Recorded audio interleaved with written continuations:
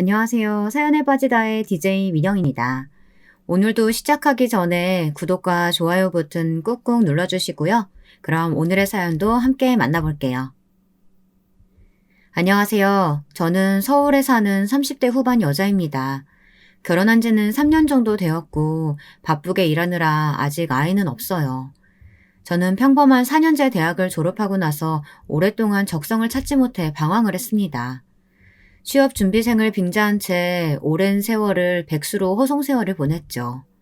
부모님의 걱정도 이만저만이 아니었습니다. 집안의 장녀가 대학 졸업하고 저렇게 팽팽 놀고 있으니 아직 앞길이 한창인 동생들이 뭘 보고 배우겠냐며 혀를 끌끌 차곤 하셨죠. 하지만 어떤 일에도 흥미가 생기지 않던 걸 저도 어쩌겠어요. 처음 한두 해는 공무원 고시 준비한답시고 어영부영 날렸고 그 다음에는 해외 취업을 준비해보겠다고 영어 공부에 잠깐 열정을 쏟다가 그것도 금방 시들시들해져서 접었습니다. 그 다음엔 공인중개사 자격증을 준비한답시고 매일 학원에 가방만 놓고선 수업을 땡땡이 치고 주변 코인 노래방이나 술집을 돌아다니면서 세월을 허비했죠. 당연히 자격증 시험에 붙을 리는 만무하고요. 정신을 차려보니 어느새 30대에 접어들어 있었습니다. 주변 친구들 중에는 이미 직장에서 자리를 잡아 차분하게 자신의 앞길을 닦아나가는 친구도 있었고 이미 시집을 가서 아이를 낳은 친구도 있었습니다. 저만 인생이라는 고난이도 게임에서 나고자가 되어 끊임없이 방황을 할 뿐이었습니다. 그러지 말고 눈을 좀 낮춰보지 그러니. 중소기업 중에도 좋은 거 많아. 맨날 대기업이나 어려운 자격증 따야 가능한 직업만 찾으니까 계속 제자리잖아. 지금이라도 늦지 않았으니까 차근차근 작은 회사부터 경력 쌓아서 더 큰 회사 이직하고 그렇게 전공법으로 가보자. 응? 저의 오랜 방황이 걱정되는지 평소엔 그런 얘기를 잘 꺼내지 않던 아빠마저 저를 앉혀놓고 얘기하셨습니다. 아빠, 이제 와서 이 나이 먹고 중소기업 신입사원으로 들어가라는 게 말이 돼? 내 친구들은 지금 회사에서 팀장이야. 나보다 어린 것들한테 굽신거리면서는 못 다녀, 나는. 정말 그때까지만 해도 제가 철이 없고 배가 불렀던 것 같아요. 그런데 그렇게 얼마간 세월을 더 허송했을까요? 어느새 동생들마저 취업을 하고 결혼 준비를 하는 모습을 보니 정신이 번쩍 들더군요. 그래, 내가 아직 적성을 찾지 못했고 하고 싶은 일도 찾지 못했지만 그렇다고 언제까지 부모님 신세를 질 순 없어. 적어도 내 생활비 정도는 내가 벌면서 미래를 도모하자. 지금 생각하면 부끄럽지만 그때까지 별다른 알바조차 하지 않으면서 부모님한테 용돈을 탔으면서 살고 있었거든요. 그런데 동생들이 제 몫을 해내는 모습을 보니 장녀인 제가 너무나 부끄러웠습니다. 그래서 마음에 내키진 않지만 눈을 확 낮춰서 취업 문턱이 비교적 낮은 중소기업 규모의 회사들의 면접을 보기 시작했습니다. 그러나 패기롭게 시작한 중소기업 입사 계획도 그다지 순탄치는 않았습니다. 처음 면접을 보러 간 회사에서 있었던 일인데요. 아직도 이런 인간들이 세상에 존재한다는 게 치가 떨릴 지경이더군요. 윤지영 씨, 반가워요. 저는 이 회사 대표 김상만이에요. 스펙은 이 정도면 된 것 같고. 남자친구 있어요? 네? 아니, 없는데요. 근데 그건 왜... 잘 됐네. 그 면접은 다 집어치우고 저녁 시간도 다 됐는데 근처 가서 나랑 한잔 합시다. 내가 사지. 한 잔씩 들이키면서 심도 있게 서로 알아가 보자고. 회사 면접에서 남자친구가 있는 것은 왜 물어보는지도 잘 이해가 안 가는데 100번 양보해서 물어볼 수 있다 쳐요. 하지만 없다고 하니까 잘 됐다고 하는 건 또 뭐죠? 게다가 바로 이어서 면접 내팽개치고 자기랑 술을 마시러 가자뇨. 저는 인터넷에서 볼 법한 중소기업의 그늘을 이런 식으로 면접에서부터 경험하게 될 줄은 몰랐습니다. 제가 오늘 선약이 있어서요. 그럼 이만 일어나겠습니다. 저는 너무 불쾌해서 그 자리를 박차고 뛰쳐나왔어요. 정말 며칠 동안 불쾌했던 기억이 가시질 않았습니다. 그런데 얼마 후 찾아간 다른 면접은 더 가관이었습니다. 반가워요. 나이가 좀 있네. 나이보단 동원인 것 같군요. 네, 감사합니다. 머리가 말끔하게 벗겨진 중년의 남자 면접관이 제게 건넨 첫 마디부터 뭔가 심상치 않았어요. 그런데 역시나 제 불길한 예감은 적중하더군요. 그보다 원래 바지를 즐겨 입나? 네? 아, 최대한 단정하게 입고 왔습니다만 무슨 문제라도 있나요? 제가 그날 정장 바지를 입고서 면접에 들어갔는데 그 면접관은 안경알 위로 제 위아래를 쭉 훑어보더니 말했습니다. 아니, 보아하니 치마도 잘 어울릴 것 같은데 혹시 바지를 종아리까지 한번 걷어볼래요? 네? 아니, 갑자기 그건 왜요? 저는 너무나 황당한 면접관의 요구에 두 눈이 둥그레져 물었습니다. 혹시나 오해할까봐 말씀드리는 건데 저 무슨 모델 면접 보러 간 거 아니고요. 일반 회사에 사무직으로 면접 보러 간 거였습니다. 아니, 가끔 우리 사무실에 거래처 바이어들이 방문을 하는데 여직원들이 예쁘게 차려입고 있으면 나쁠 건 없어서 우리는 꼭 여직원들 치마 입고 출근하게 해요. 이상하게 생각하지 말고 한번 걷어봐요. 저는 정말 그 자리에서 그 대머리 면접관의 따귀를 올려붙일 뻔했습니다. 저도 한 성격 하는지라 냅다 쌍욕을 퍼부었습니다. 야, 이 변태 새끼야. 뭐? 종아리를 걷어봐? 이거 명백한 성희롱이야. 내가 당신들 싹 다 신고할 거야. 쓰레기 같은 새끼들. 저는 가래침을 한껏 모아 바닥에 퇴하고 뱉고는 뒤도 안 돌아보고 그 자리를 뛰쳐나왔습니다. 그렇게 패기롭게 면접장을 뛰쳐나왔지만 씩씩거리면서 한참을 걷다 보니 이내 눈물이 흘렀습니다. 남들은 쉽게 쉽게 하는 면접이 나에게는 왜 이렇게 험악한가. 애초에 하향지원한 이런 조그만 회사들에게조차 나는 이런 굴욕을 겪어야 하는 걸까. 정말 별의별 생각이 다 들어서 그 자리에서 주저앉아 흑흑거리며 울었습니다. 저기 아가씨 괜찮으세요? 아니, 무슨 일인지 모르겠지만 여기서 이러지 마시고 잠깐 이 안으로 들어와서 따뜻한 차 한잔 하세요. 길거리에 주저앉아 끄끄거리고 있던 제가 안쓰러웠는지 웬 인자한 아저씨 한 분이 제게 말을 붙이셨습니다. 아니에요. 별일 아니에요. 그럼 전 이만. 제가 그 자리를 뜨려고 하자 그 인자한 아저씨는 제게 다시 한번 제안했습니다. 무슨 일인지 모르겠지만 잠깐 들어와서 앉았다가요. 마침 저희도 한가하던 참이라. 제가 고개를 들어 아저씨가 나온 곳을 보니 이렇게 써 있었습니다. 미래부동산 중개법인. 동네 부동산 아줌마 아저씨들이 워낙 친근하고 부침성 좋다는 얘기는 들었는데 길거리에서 질질 짜던 저를 일으켜 차 한잔 하라고 하시는 모습을 보니 그 말이 진짜였나 봅니다. 저는 아직도 왜 그날 그 아저씨를 따라 그 부동산에 들어가 차를 한 잔 얻어 마셨는지 모르겠지만 그때만큼은 알 수 없는 이끌림으로 그렇게 따라 들어갔습니다. 개인 부동산이 아닌 법인 부동산이라서 그런지 부동산 치고는 꽤 사무실이 넓었어요. 인테리어도 깔끔하게 되어 있었습니다.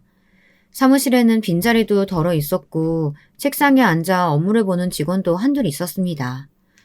지금은 대부분 직원들이 외근을 나가고 난 후라 이렇게 사무실에 남아있는 직원들이 비교적 여유로운 편입니다.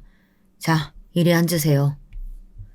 그 아저씨가 안내해준 손님 맞이용 테이블에 앉아있는데 이내 아저씨가 따뜻한 차를 내어주셨습니다.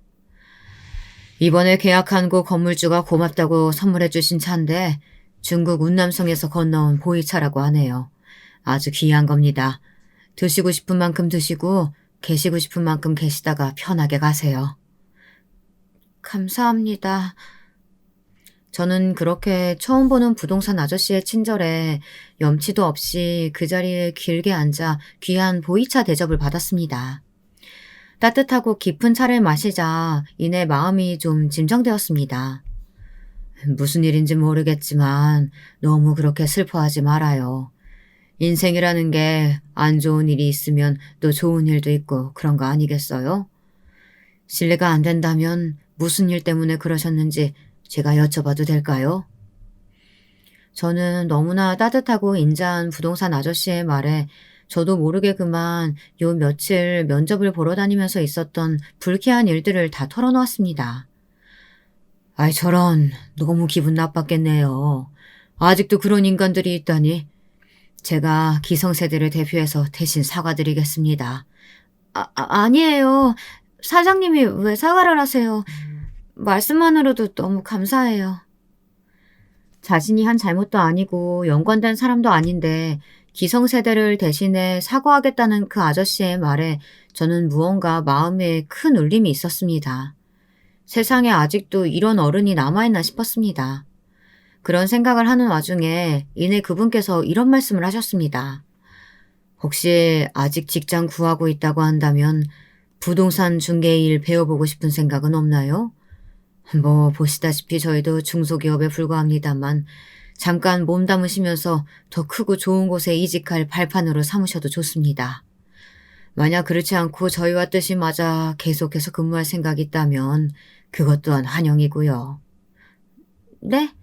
하지만 저는 자격증도 없는걸요. 몇 해 전에 공인중개사 자격증 공부를 하긴 했지만 그마저도 떨어졌어요. 그보다 오늘 처음 보신 저를 어떻게 믿고 그런 말씀을... 어?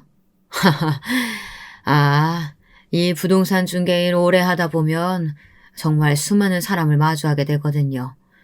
그러다 보면 사람 보는 눈이 도 같아서 딱 첫인상만 봐도 어떤 사람인지 한눈에 알 수 있답니다. 보니까 아가씨는 우리 회사랑 아주 잘 맞을 것 같아요. 그리고 자격증은 너무 걱정하지 말아요. 일하면서 따로 준비해서 따도 되고 자격증이 없어도 법인 부동산에서는 할 수 있는 일이 많이 있답니다. 아, 네. 좋게 봐주시다니 감사합니다. 저는 얼떨결에 길거리에 퍼질러서 울다가 갑작스럽게 만나게 된 부동산 사장님에게서 그렇게 취업 제의를 받았습니다.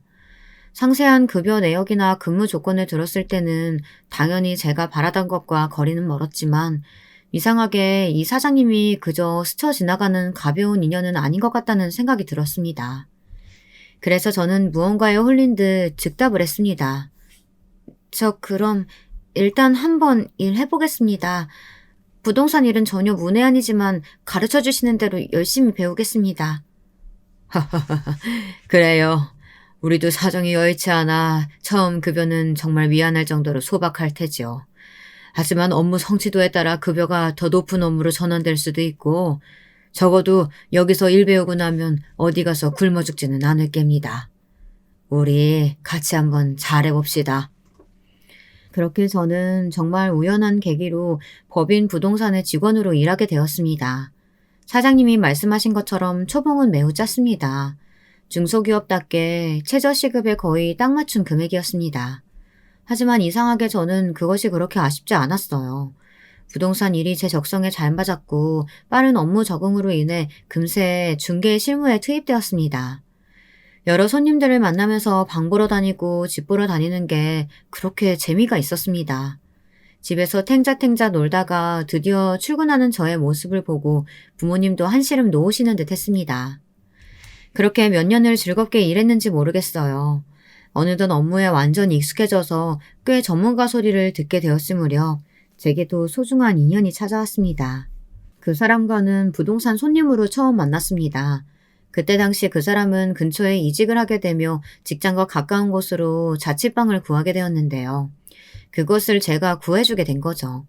사무실에 처음 들어왔을 때 그 사람의 첫인상부터 무언가 남달랐습니다. 훤칠한 키에 훈훈한 외모가 단번에 저의 눈을 사로잡았죠. 이런 남자와 집을 보러 다닌다고 하니 뭔가 부동산 일 같지 않고 꼭 데이트를 하는 느낌이었습니다. 나중에서야 남편도 한 얘긴데 남편 또한 저를 보고 첫눈에 반했다고 하네요. 같이 집 보러 다니는 길이 그렇게 설렐 수가 없었다면서요. 그렇게 적당한 집을 구해주고 잔금까지 무사히 치른 날 남편이 고맙다며 제게 맥주를 한 잔 사겠다고 했습니다. 저는 거절할 이유가 없었기에 흔쾌히 오케이 했어요. 그리고 그날 남편이 저에게 돌직구로 고백을 해 그때부터 연애를 하게 되었답니다. 그렇게 그 사람과 열렬히 사랑하다 보니 어느새 결혼 이야기가 오가게 되었습니다. 남자친구가 부모님께는 이미 다 이야기해 놓았으니 한번 인사하러 같이 가자고 했습니다. 처음 뵌 예비 시부모님들은 너무나 선하고 인자한 인상을 가진 좋은 분들이었습니다. 저를 너무나 반갑게 맞이해 주셨고 정성스레 준비해 주신 음식도 너무나 맛있었습니다.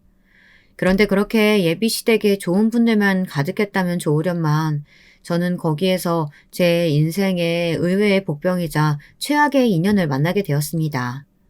그 사람은 바로 남자친구 형의 아내, 즉 제 손윗 동서가 될 사람이었죠. 첫인상부터가 심상치 않았습니다. 아, 그 복덕방에서 일한다는? 반가워요. 얘기 많이 들었어요. 도련님 형수 되는 사람이에요. 복덕방. 뭐 실무에서도 꽤 쓰이는 표현이긴 하지만 부동산 직원들 앞에서 대놓고 복덕방이라는 표현을 쓰는 사람은 거의 없거든요. 처음 만나는 자리에서는 더더욱이요. 그런데 손윗동서 될 사람이 처음 보자마자 그렇게 표현하니까 이거는 누가 봐도 기싸움을 거는 걸로밖에 안 보였습니다. 저는 그 기싸움에서 한치도 양보하고 싶지 않았습니다. 아, 네. 복덕방이 아니고 부동산이요. 복덕방은 아주 오래전 어르신들이 쓰시던 표현이죠. 뭐 그거나 그거나. 아무튼 요새 부동산 경기 안 좋죠? 급여는 제때제때 주나 몰라. 그냥 제 한 몸 굶어 죽지 않을 정도는 벌어요. 언니는 학교 선생님이시라고 들었는데 비슷하게 벌지 않을까요? 어머, 얘 한마디도 안 지네. 야, 준서가, 네 섹시 될 사람 보통 아니다. 저는 다짜고짜 남자친구의 이름을 대뜸 부르는 모습에 적잖이 당황했는데요. 남자친구도 반말로 응수하는 것이었습니다. 아이, 또 시작이네. 김혜진, 괜히 기싸움하지 말고 그냥 오늘은 좋게 좋게 넘어가자. 저는 이게 무슨 상황인가 싶었습니다. 왜 남자친구와 형수가 말을 놓고 편하게 지내는지 의아할 때쯤 예비 시어머니가 말리고 나섰습니다. 아이고 얘, 니들이 아무리 동창이라지만 손님 모시는 자리에서 지킬 건 지켜야지. 너 이 녀석 깍듯이 형수 대접하지 못해? 시어머니는 형님을 나무라기는 그러셨는지 남자친구를 나무라셨습니다.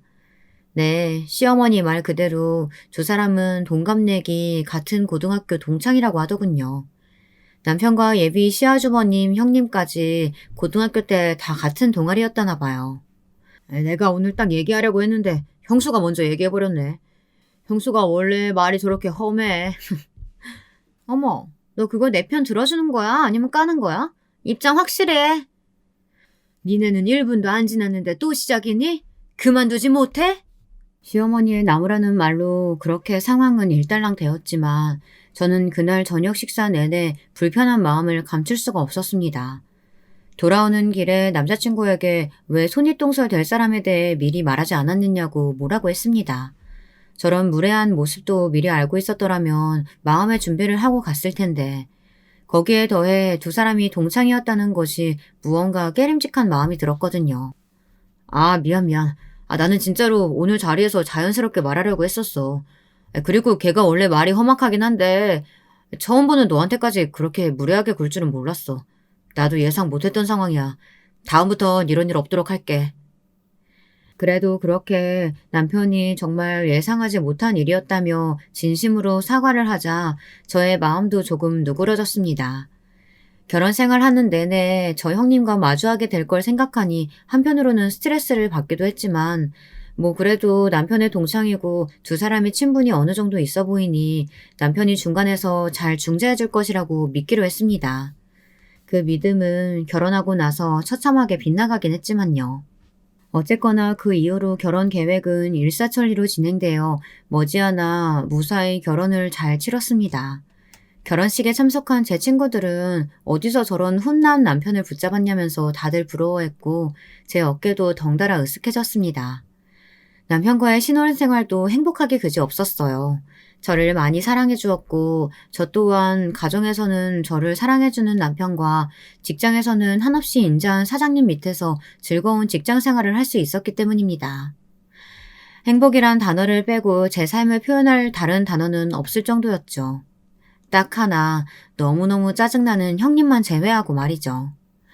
사실 형님과 제가 마주칠 일은 가족 생사 때나 명절을 제외하고는 없었어요. 그래서 그 빈도가 잦은 것은 아니었으나 한번 마주치면 정말 짜증나게 굴었습니다. 하루는 시어머니의 환갑날이 다가와서 시부모님과 시아주버님 내외 그리고 저희 부부가 다 같이 레스토랑에서 저녁 식사를 하게 된 일이 있었습니다. 가족들이 모여서 즐겁게 식사를 하고 시어머님의 선물을 공개하는 순간이 다가왔는데요.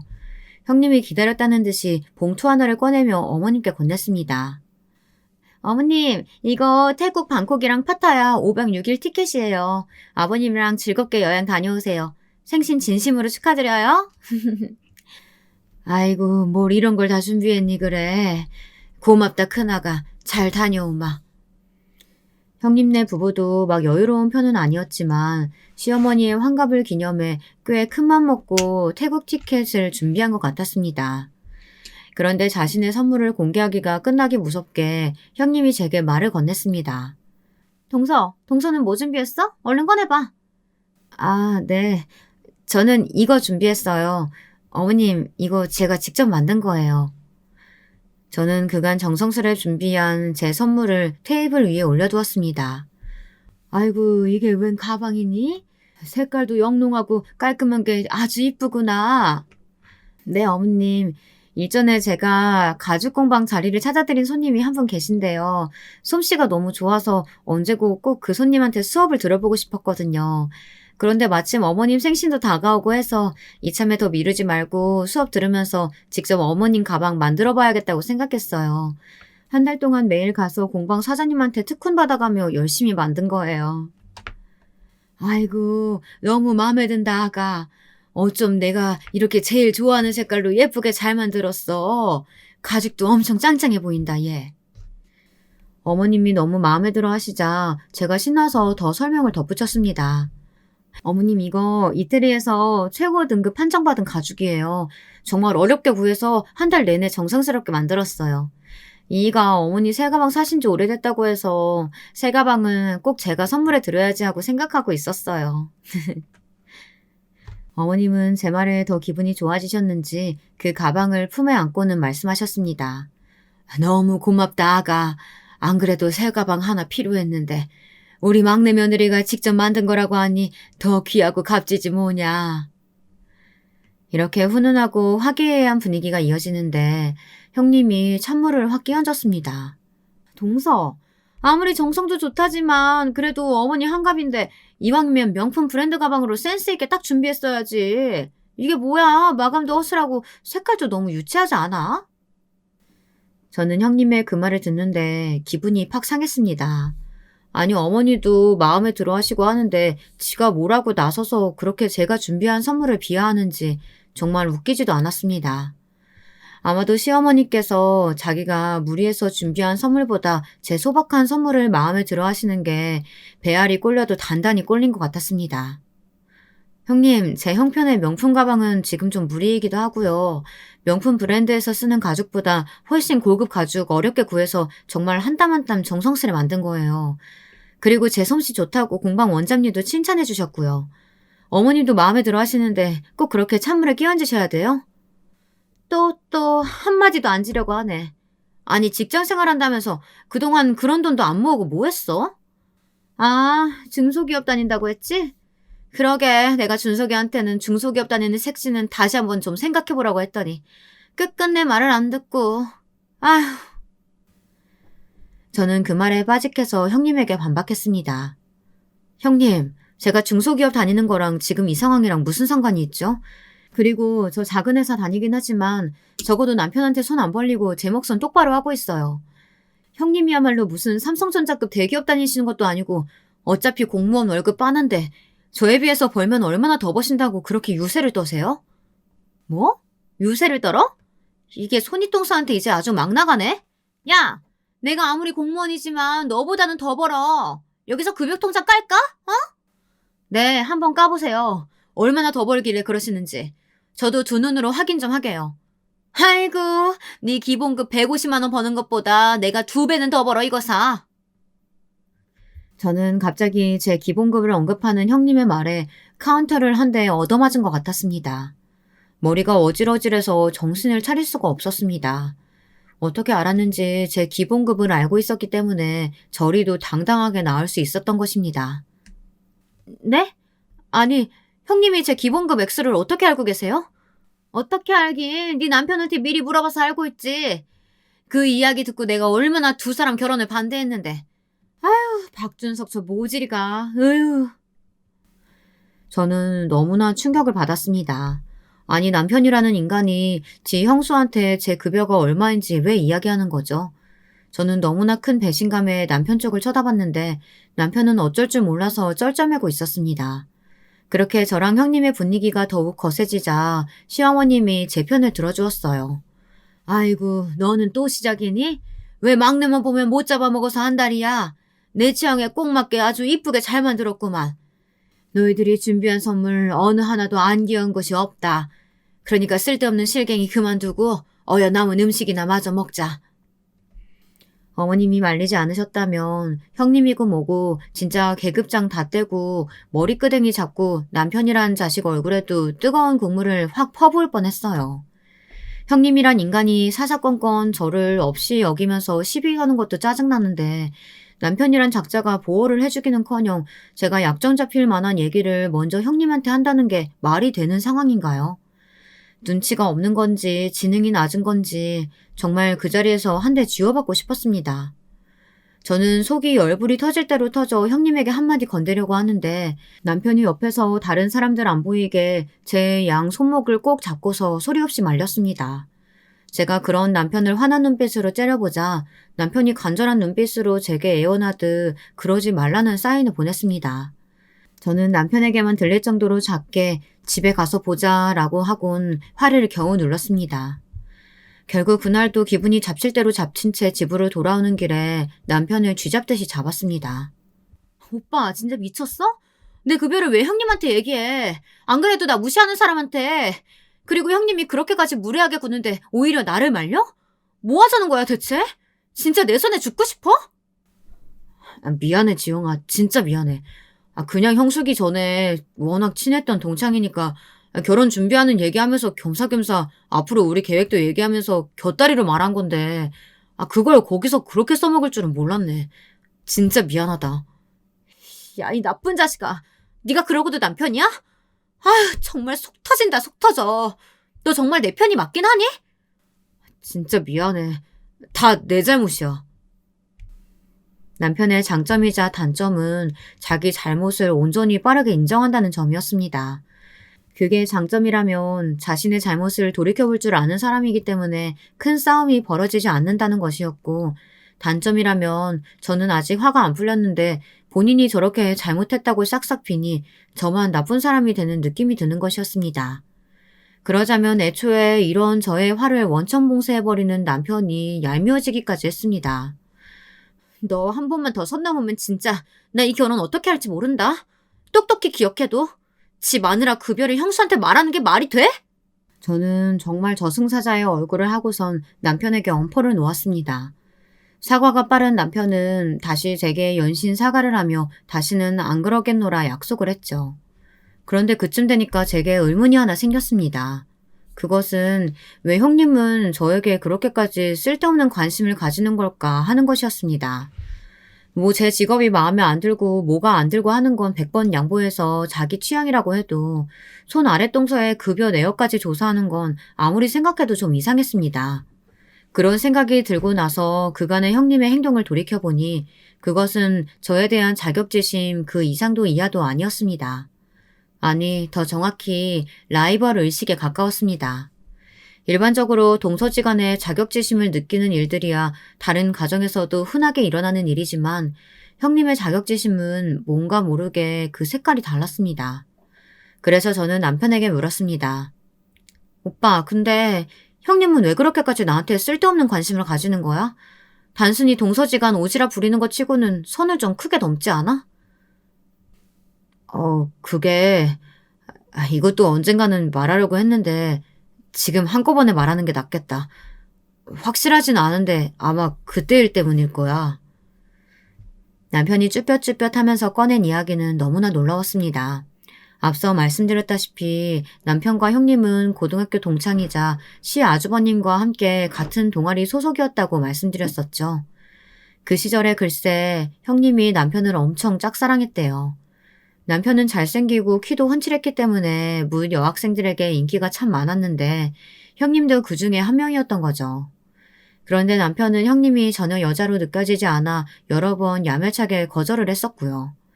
저는 거기까지만 해도 어이가 털릴 지경인데 그랬던 사람이 다른 사람도 아닌 남편의 형님이랑 이어지게 된 것도 더 어이가 없었습니다. 이게 더럽게 꼬여버린 거야. 나야 뭐 걔한테 원래 관심이 없었으니까 그냥 거절하면 그만인데 형이 또 걔를 좋아하게 된 거지. 형은 혜진이가 나 좋아하는 거 알면서도 그 마음이 포기가 안 됐다고 하더라고. 혜진이는 또 형한테는 처음에 아예 관심이 없었어. 그저 흔한 남자 생물체에 불과했다고나 할까? 아무튼 그렇게 찝찝한 채로 우리 고등학교 학창시절은 마무리됐는데 내가 거절은 했어도 졸업하고도 혜진이랑은 계속 연락하고 친구로 지냈거든.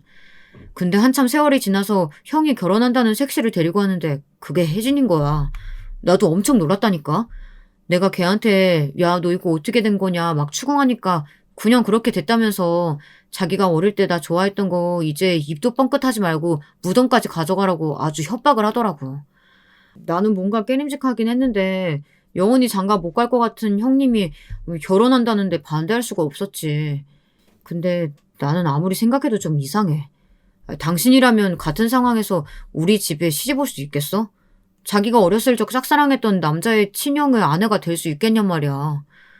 뭐 개인 가치관의 차이가 있겠지만 나로서는 혜진이가 아직도 잘 이해할 수가 없어. 그런데 최근에 당신한테 하는 행동 보니까 이게 꼭 당신을 여자로서 질투하는 느낌이랄까. 저는 거기까지 듣는데 눈살이 찌푸려졌습니다. 뭐라고? 그러면 완전히 막장 상황인 거 아니야. 나를 여자로서 질투한다니. 그럼 아직도 당신한테 마음이 남아있다고? 그래서 아주버님이랑 결혼까지 해서 당신 곁에 머물고 있는 거라고? 나도 아니라고 믿고 싶지만 요즘 계속 그런 생각이 들어. 만약 그렇다고 한다면 우리 형 불쌍해서 어떡하냐. 저는 무슨 막장 드라마에나 나올 것 같은 이 상황에 벙찔 수밖에 없었는데요. 그렇게 가설을 세워놓고 보니까 형님이 저한테 그동안 못되게 군 이유가 납득이 되었습니다. 그리고 남편도 남편대로 고민이 많았었나 봐요. 그게 사실이라고 하면 정말 자신의 친형이 얼마나 불쌍한 상황이에요. 그런데 심증만 있으니 무슨 조치를 취할 수도 없고 혼자서 속을 끙끙 앓고 있었던 거죠. 아니길 빌어야지. 우리 형을 위해서도. 그리고 우리 가정의 평화를 위해서도. 아무튼 상황을 좀 지켜보자. 무엇보다 앞으로 다시는 당신한테 못되게 굴지 못하게 할게. 다시 한번 미안해. 저는 그날 밤새 잠을 이룰 수가 없었습니다. 남편이 전혀 마음이 없다고 하니까 그 부분에 대해서는 의심도 되지 않고 오히려 안심이긴 하지만 무언가 미친 여자 하나가 이 집안에 들어와 막장 드라마를 연출하고 있는 것 같아서 조마조마하기가 그지없었습니다. 그런데 사람 마음이 참 묘한 것이 형님의 그 어긋난 마음이 사실이라고 한다면 제가 우월감을 느껴도 될 것 같다는 생각이 드는 거예요.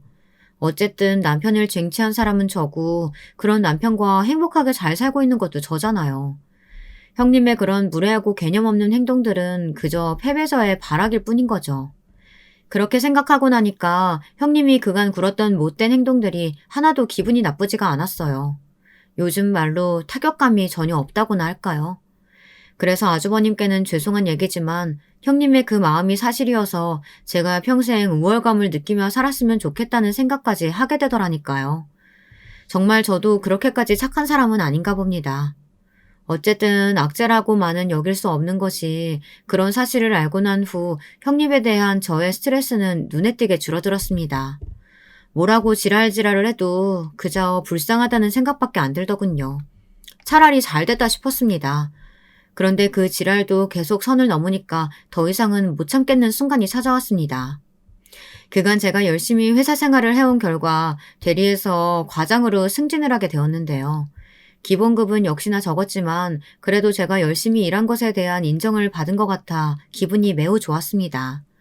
더욱 기분 좋았던 것은 시부모님께서 어떻게 그 소식을 접하시고는 저를 위해 축하 파티를 열어주겠다고 하셨습니다. 그래서 다시 한번 시부모님과 아주버님 내외가 저희 부부와 함께 모이게 되었죠. 윤지영 과장님의 승진을 축하합니다. 우! 남편의 선창과 함께 폭죽이 터지자 식구들 모두가 박수를 치고 좋아하는데 오직 형님만이 썩은 표정으로 말없이 앉아 있었습니다. 아이고 얘, 너는 네 동서가 승진했다는데 좀 기쁘게 축하도 좀 해주고 그러지 뭘 그렇게 죽상을 하고 앉아있니? 시어머니가 형님을 나무라듯 얘기하자 형님이 여전히 변함없는 모습으로 저를 조롱하기 시작했습니다. 어머님, 고작 중소기업 과장으로 승진한 것 같다가 이런 황금 같은 주말에 이 비싼 레스토랑에 이렇게 모여서 축하할 일인가요? 누가 보면 뭐 사시라도 합격한 줄 알겠어요. 얘는 꼭 말을 그렇게 해야겠니? 아, 막내가 회사에서 열심히 일해서 그 보상으로 받은 건데 회사 크기가 뭐가 중요해. 괜히 또 오늘 분위기 망칠 생각 하지 마라. 아무튼 뭐 저는 이 자리에 나온 것만으로도 제 성의 표시는 다 했다고 생각합니다. 여전히 싸가지 없고 무례한 형님의 태도였지만 저는 이미 형님의 뒤틀린 마음의 기저를 잘 알고 있었기 때문에 별로 타격감이 없었습니다. 그런데 거기서 그치지 않고 형님이 또 선을 크게 넘더라고요. 근데 동서, 승진했으면 월급은 얼마나 돼? 월급 얘기를 하는데 그동안 잘 참아왔던 제 마음이 또 울컥하더군요. 이전에 남편이 제 급여를 형님에게 오픈했던 일이 떠올라 갑자기 발끈하게 되었습니다. 제 월급은 왜요? 승진했으니까 좀 올랐죠. 그러니까 얼마나 올라서 총 얼마를 받냐고. 아니 형님이 왜 그걸 궁금해하세요? 부모 자식 간에도 잘 하지 않는 얘기를. 아, 쪽팔려서 그러는구나? 하긴 중소기업 과장이라고 해봤자 얼마나 벌겠어. 한 200은 버나? 아유, 박준석 인생이 어쩌다 이렇게 됐냐. 그렇게 대기업 다니는 짱짱한 여자들이며 사짜 직업 가진 여자들이 대시할 때도 그저 이런 동서가 좋다고 끝끝내 결혼하더니 결혼해서 고생길이 훤하네. 저는 이제껏 잘 참아왔던 형님의 지랄 발광이었지만 결혼 전에 남편한테 대시한 여자들이 어떻다느니 그런 말을 들으니 그 자리에서 꼭지가 돌아버려서 이번만은 참을 수가 없었습니다. 조용히 스마트폰을 꺼내들어 형님의 톡으로 파일을 2개 보냈습니다. 자신의 스마트폰이 띠링하고 울리자 형님은 그것을 들어 확인을 했습니다. 응? 뭐지? 뭐야, 동서 나한테 뭐 보냈어? 제 급여 궁금해하시길래 보내드렸어요. 확인해보세요. 응? 근데 왜 2개나 있어? 어디 한번 볼까? 형님은 처음 파일을 열어보더니 박장대소를 터뜨렸습니다. 뭐야? 진짜 월급이 200만 원이야? 와, 아무리 중소기업이라지만 어떻게 과장 월급이 200만 원이야? 아유, 동서, 그런 회사를 뭐하러 다녀?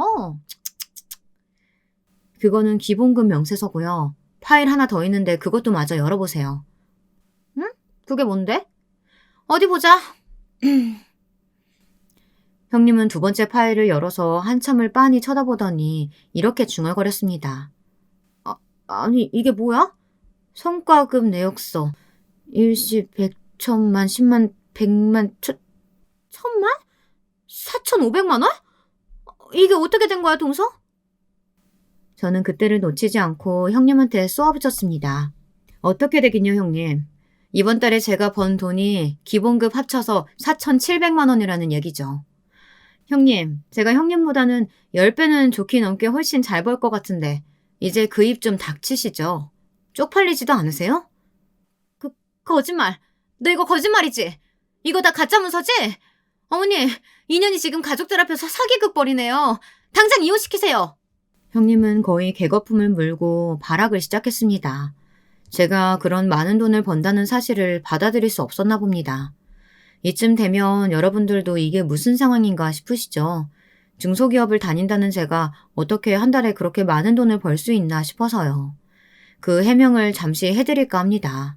저희 회사는 형태만 중소기업일 뿐이지 강남에서 오랫동안 부동산업을 영위해온 탄탄한 법인 회사입니다. 앞서 말씀드린 기본급 150, 200만 원은 말 그대로 기본급으로 받는 돈이고 그 외에 별도로 중개 실적을 올리면 그 올리는 만큼 인센티브를 받는 제도이지요. 형님은 애초에 제 기본급만 가지고 저를 무시했던 건데 제가 버는 어마어마한 인센티브 급여는 아예 상상도 못하고 있었던 거예요. 강남 부동산 중개시장은 그 규모가 엄청나서 일반적인 동네 부동산에서 거래하는 매물들과는 그 덩치 자체가 다릅니다. 물건의 규모마다 차이가 있지만 어떤 물건들은 한 번의 계약으로 그 중개 수수료만 몇천만 원이 제 통장으로 바로 꽂히기도 하죠. 이번 달에는 4,500만 원짜리 계약을 했지만 지난달엔 7천만 원이 넘는 돈을 벌기도 했습니다. 실적이 안 좋을 때는 물론 수익이 없는 달도 있지만 평균을 내보면 진짜 못 벌던 해에도 평균 월 3, 4천 원 꾸준히 벌었습니다. 제가 돈 많은 티 내는 걸 진짜 싫어해서 그간 말을 안 하고 참고 살아왔던 건데 이참에 형님을 완전히 찍어 눌러놔야겠다는 생각이 들어 뒤늦게 제 수익을 공개한 것입니다. 형님, 저한테 자격지심 가지시는 거 얼마든지 좋은데요. 저를 비하하고 이의와 관계를 흔드는 무례한 발언은 앞으로 삼가주세요. 저 형님이 함부로 무시할 만한 사람 아니고요. 이의도 저 정말 사랑하고 아껴서 저랑 결혼 결심한 거니까요. 왜요? 형님은 가질 수 없는 남자라서 배알이 막 꼴려요? 약이 막 올라요? 뭐야? 이 미친년이 진짜. 야! 너 이리 안 와? 형님이 눈깔이 뒤집혀서 제 머리끄댕이를 잡으려고 달려드는데 남편이 그런 형님의 손모가지를 확 낚아채고 소리쳤습니다. 그만해, 김혜진. 언제까지 이렇게 추잡하게 굴 거야? 형한테 미안하지도 않아? 남편이 말리고 나서자 형님도 흠칫 놀라는 눈치였습니다. 갑자기 그게 무슨 말이야? 남편한테 안 미안하냐니. 넌 빠져있어. 이거다. 가슴에 손을 얹고 똑바로 네 현실을 직시해. 괜히 엄한 내 아내한테 화풀이하지 말고. 너 다시 한 번만 이 사람 건드리면 내가 절대 가만 안 놔둔다. 형님은 그렇게 말하고선 형님의 양팔을 툭 던져놓고서 뒤돌아서 짐을 챙겼습니다. 엄마, 아버지, 이 정도면 이 사람 축하 파티는 족한 것 같네요. 저희 이만 들어갈게요. 연락드릴게요. 여보, 가자. 남편이 그렇게 단호하게 형님에게 으름장을 놓자 형님은 금방이라도 눈물이 터질 듯 울먹이는 표정이었고 시부모님도 한숨을 푹푹 쉬며 옷가지를 챙겨 일어나셨습니다. 소심한 아주버님만이 형님을 쭈뼛쭈뼛 챙기고 있을 뿐이었습니다. 남편이 형님에게 말한 현실을 직시하라는 말의 의미는 무엇이었을까요?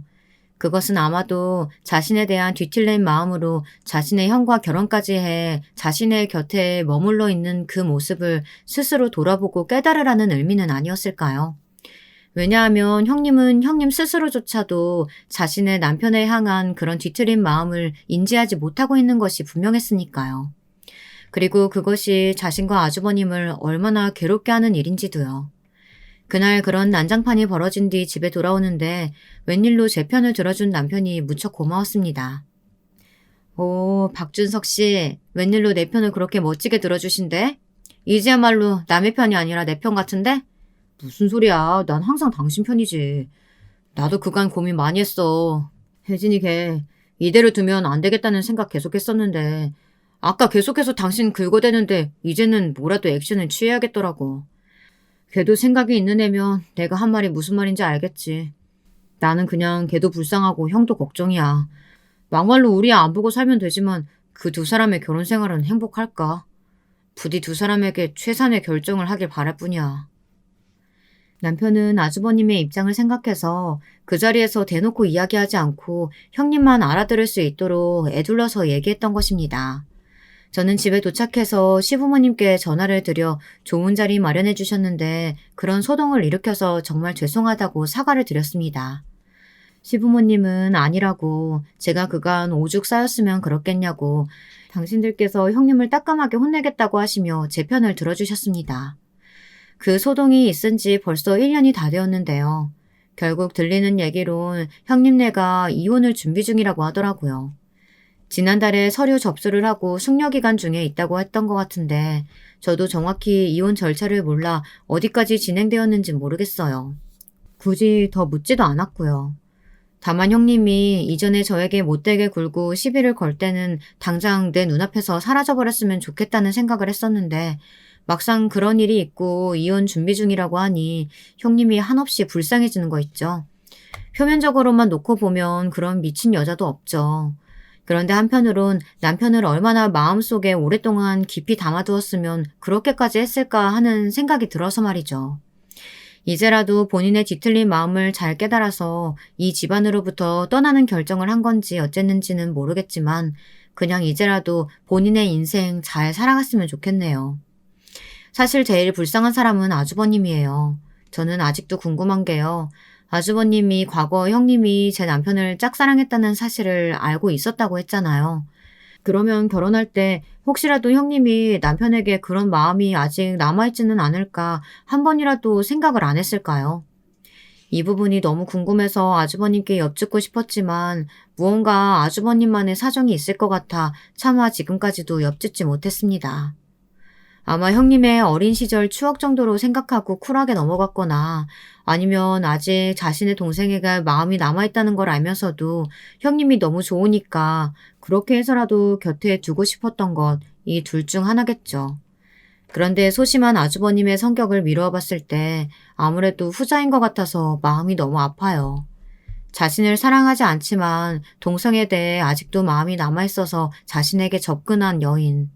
그걸 알고 있음에도 그 여인을 너무 사모해서 결혼까지 결심한 아주버님. 그저 바보 같은 호구에 불과한 걸까요? 아니면 세기의 순정파일까요?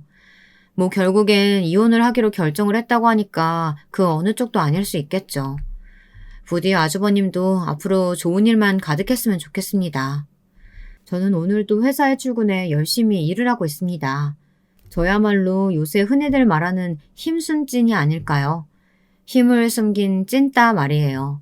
겉으로 보기엔 그저 그런 중소기업 과장에 불과할지 모르겠지만 저는 누구보다도 제 일을 사랑하고 자부심을 가지면서 일하고 있습니다. 벌이의 크기에 상관없이 자신의 일을 사랑한다면 모든 직업이 다 귀한 직업이고 모든 직장이 다 훌륭한 직장이라고 생각합니다. 여러분도 현재 자신이 하는 일에 큰 자부심을 느끼시는 그런 하루 되시길 바라겠습니다. 그럼 이만 인사드릴게요. 여러분, 두 번째 사연 시작하기 전에 좋아요, 구독 꼭 눌러주실 거죠? 그럼 두 번째 사연 바로 시작합니다. 안녕하세요. 저는 유복한 가정환경 아래 외동딸로 태어났습니다. 저희 집은 소위 말하는 동네 유지였는데 아버지는 면사무소에서 근무를 하시다가 나중에는 재산 관리만 하셨고 어머니는 안살림을 도맡아 하셨어요. 어머니는 아들을 낳기 위해서 노력을 하셨지만 결국 아들을 낳지 못하고 그 시대에는 드물게 외동딸로 자식은 저 하나만 두셨습니다. 아버지는 술을 좋아하셨는데 결국 간이 문제가 되어 제가 고등학생 때 돌아가셨습니다. 돌아가시기 전 아버지의 얼굴빛이 항상 붉었던 기억이 나네요.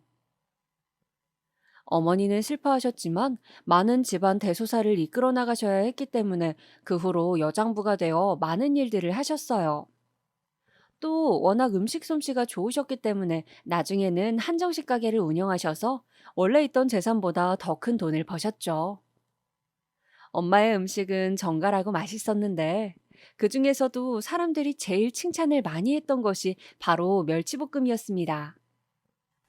엄마는 자신만의 양념 비법으로 멸치볶음을 했는데 너무 맛이 있어 따로 판매를 하라고 할 정도였죠. 저도 엄마의 멸치볶음을 참 좋아해서 밥을 먹을 때마다 항상 옆에 두고 먹었습니다. 서울로 대학을 가게 되었을 때도 멸치볶음을 큰 반찬통에 한 통 챙겨갈 정도였죠. 저는 서울에서 유명한 사립여대를 다녔습니다. 유명한 로펌에서 저희 학교 졸업 앨범을 가지고 가서 비서를 뽑거나 재벌가 며느리로 들인다고도 하고 학교가 파할 때쯤이면 남자들이 학교 정문에서 기다린다는 신촌에 있는 학교였죠. 나름 풍족한 집안 살림과 괜찮은 학벌이라고 생각했기에 저는 제가 좋은 환경에서 결혼할 수 있을 것이라 생각했죠. 그런데 저의 정신적 기둥이었던 어머니가 대학교 2학년 때 돌아가시면서 저의 인생은 크게 꼬이기 시작했어요. 어머니는 볼일 보러 시내로 다녀오시던 길에 트럭과 교통사고가 나서 갑작스럽게 돌아가셨습니다. 당시 저는 중간고사 기간이라서 학교 도서관에서 공부를 하고 있었는데 그때 전화가 걸려왔습니다. 엄마와 친하게 지내는 이웃 아주머니였어요. 여보세요? 지연아, 지금 어머니가 많이 위독하셔. 네? 그게 무슨 말이에요? 교통사고가 나서 빨리 한성병원으로 오렴. 저는 도서관에서 신던 슬리퍼를 그대로 신고는 책가방도 연 채 정신없이 터미널로 뛰어갔습니다. 아빠가 돌아가신 지 얼마 되지도 않았는데 엄마까지 위독하시다니. 저에게 닥친 현실이 도저히 받아들여지지가 않았죠. 엄마가 얼마나 다쳤을까 걱정이 되어 견딜 수가 없었습니다. 병원에 도착하자 엄마는 아무런 의식이 없이 온갖 의료기기에 둘러싸인 채로 누워 있었어요. 의사가 따님이 도착하셨으면 이제 그만 장비를 떼겠다고 편히 보내드리는 게 좋겠다고 말했을 때 저는 엄마의 손을 붙잡고 오열했습니다. 엄마, 엄마, 안 돼, 엄마. 나는 어떡하라고? 엄마, 나 혼자 어떻게 살아? 그러나 따뜻하게 항상 제 손을 잡아주던 엄마의 손은 너무도 차디 찼습니다. 금방이라도 일어날 것만 같은 잠을 자고 있는 엄마는 끝까지 눈을 뜨지 않았어요. 저는 장례를 치르는 내내 멍하니 그저 넋을 놓고 있었습니다. 모든 일은 거의 친척 어르신들이 다 해결했고, 저는 그저 정신을 차리지 못하고 밥도 먹지 못하고 있었어요. 장례가 끝나자 외삼촌은 저에게 재산을 정리했다며 제가 물려받게 될 몫의 재산을 말해주었습니다. 엄마의 남동생인 외삼촌은 이제 고아나 다름없이 된 제가 안타까운 듯 한 번씩 전화를 해서 저를 챙겨주었습니다. 저는 대학을 1년 휴학하고 방황했어요. 정처 없이 아무 곳이나 떠돌기도 하고 시골 버스를 타고 종점까지 하염없이 가기도 했으며 아무것도 안 하고 틀어박혀서 울음을 터뜨리기도 했죠. 너무너무 외롭고 또 외로웠어요. 그렇게 1년을 보내고 다시 학교로 복학을 하고 학교 부근에 아파트를 하나 샀습니다. 혼자 사는 삶은 아무리 적응을 하려고 해도 적응이 되질 않아서 저는 최대한 밖에서 시간을 보냈습니다. 밥도 다 밖에서 사 먹고 친구들과 최대한 약속을 잡고 공부할 것이 없어도 도서관에서 시간을 보내곤 했죠. 엄마가 너무 보고 싶은 날에는 어린아이처럼 엄마 사진을 붙잡고 울며 잠들기도 했습니다. 그러던 어느 날 저에게 사랑이 찾아왔어요. 제가 자주 가서 점심을 해결하던 피자 가게 점장이었던 남편이 저에게 데이트 신청을 한 것이었죠. 저는 매일 성실하게 일하는 모습과 훈훈한 외모를 보고 호감을 가지던 차였기에 남편의 다른 조건을 크게 보지 않고 데이트를 즐겼었는데 막상 만나보니 사람이 생각보다 더 괜찮은 것이었습니다. 그래서 1년 정도 남편을 만나고 결혼을 결심했죠. 그리고 드디어 저는 남편의 부모님, 즉 예비 시부모님을 뵙게 되었습니다. 약속된 한정식 집에 도착해서 화장실에서 옷매무새를 가다듬고 막 남편의 가족분들이 있는 룸으로 향하려는 그때 손을 씻으며 전화를 하는 목소리가 들려왔어요. 그렇다니까 고아라고 고아. 원 마음에 안 차서. 아니 부모도 없이 그냥 몸만 덜렁 오겠다는 거잖아. 결혼이 그래도 집안의 큰일인데 부모도 계시고 해야지. 아니 나는 사돈도 없고 말이야. 아들이 좋다니까 시키긴 하는데 영 마음에 들진 않지. 저는 순간 몸이 굳는 것 같았습니다. 아무래도 저 전화의 주인공이 저의 예비 시모 같더군요. 고아라고 누군가 저에게 그렇게 대놓고 말하는 것을 처음 들어서인지 기분이 엄청 나빴습니다. 문소리가 들리고 그 전화를 하셨던 분은 나가신 것 같아서 저는 조심스레 손 씻는 곳으로 나가보았어요. 그리고 화장실 거울을 보며 눈물을 애써 닦았습니다. 바보같이 울지 말고 더 당당하게 고하지만 그래도 우리 부모님이 나를 얼마나 열심히 잘 키워주셨는지 보여주자고 다짐을 했습니다. 그리고 예비 시댁 식구들을 만나러 갔죠.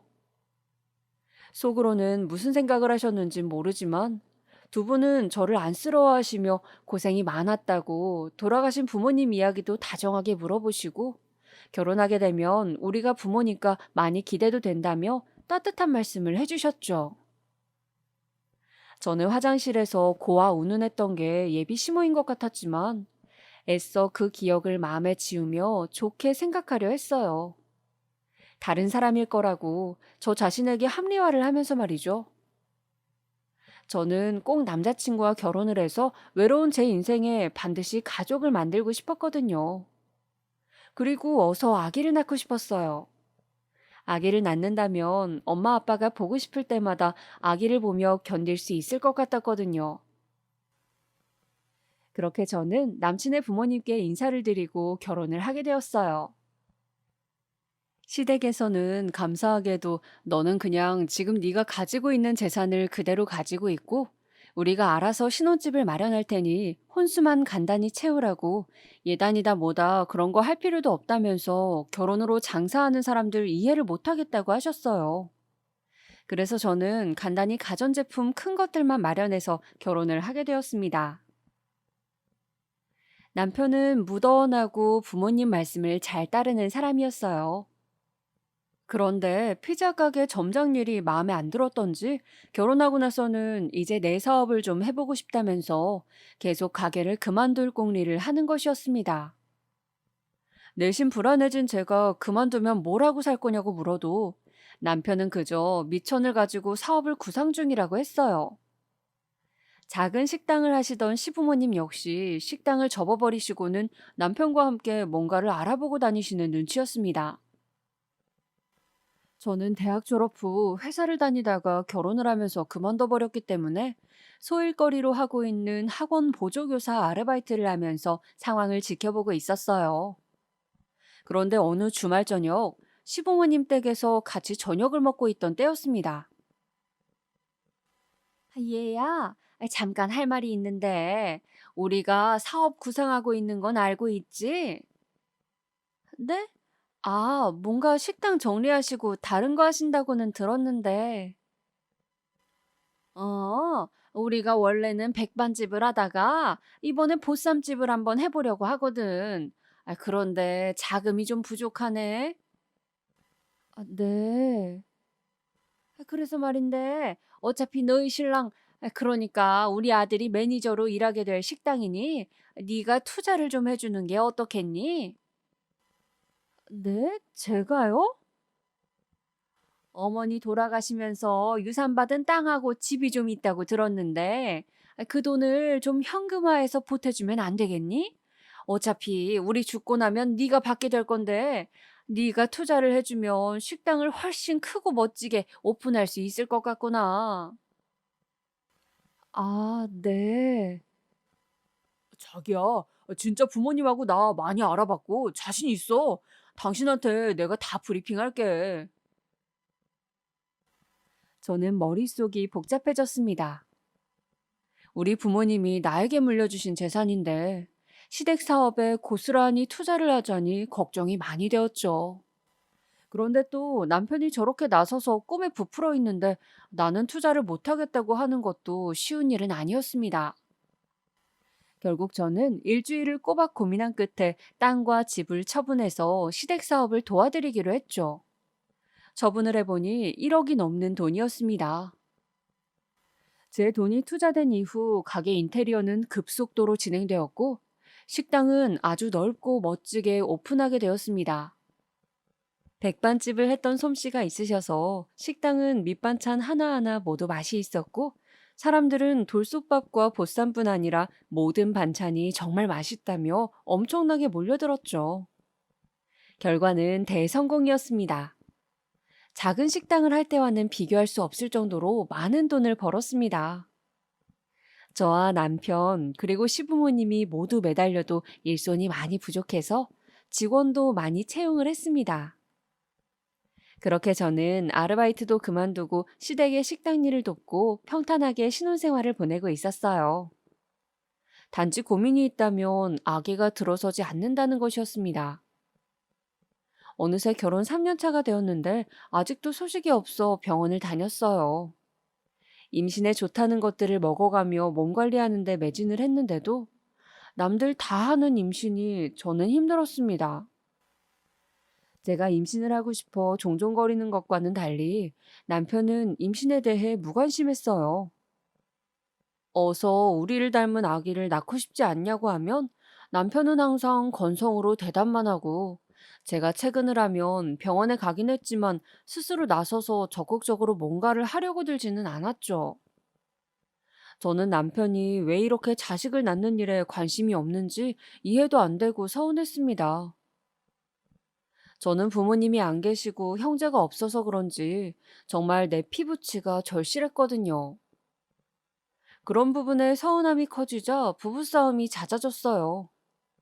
제가 왜 아기를 갖는 일에 관심이 없냐고 서운하다고 하면 남편은 식당 일이 너무 바쁘고 고된데 그런 부분은 그냥 혼자 알아서 하면 안 되겠냐고 화를 냈어요. 저는 함께 이세를 준비하는 일인데 혼자 알아서 하라고 하니 그 말에 더 화가 났죠.